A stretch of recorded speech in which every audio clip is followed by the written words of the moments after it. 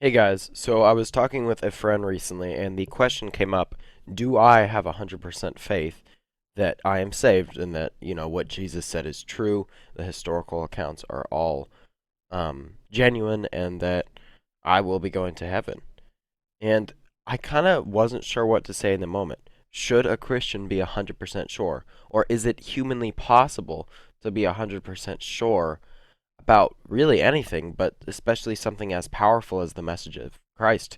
Can someone or anyone have enough faith to be 100% sure? And honestly, after looking into it, my response was surprising to even me, but this is what I sent to that friend after considering. I said, there's something you asked me the other day. Am I 100% sure in my faith? To be honest, I didn't know how to answer that, and I took some self observation to figure it out. You might be surprised, but I found the answer is no. I have come to the conclusion that as a flawed, non all knowing person, I will always have doubt to some degree. Jesus was understanding to some of his disciples who struggle with this. That's not to say that he was happy with the fact that they struggled with faith here and there. Like there's the story in Matthew 8:26 where the disciples are out in a storm on the boat, and Peter has to trust Jesus to walk on the to let him walk on the water, I should say. And whenever he wavers in that faith, um, Jesus says, "You have little faith, why are you so afraid?" And then he rebukes the winds, waves, and there's a great calm.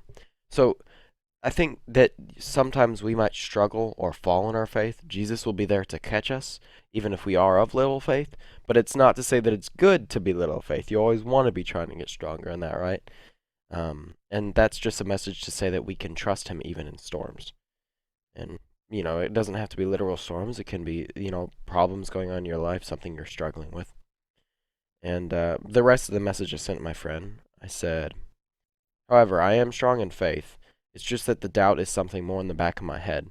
This does not change the strength of the facts of the accounts of Jesus and what he did for us and the testimonial moment of his death/resurrection.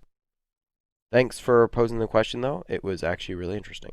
Yeah, so that's the rest of what I said after pondering that question. But this is just something that I wanted to post because I just really found it to be an interesting question and one that I wasn't sure about myself. It actually took some time to realize that, well, I probably couldn't say I'm perfect enough to say I have 100% faith, but based off the evidence of Jesus of Nazareth and all the accounts, honestly, I should have 100% faith.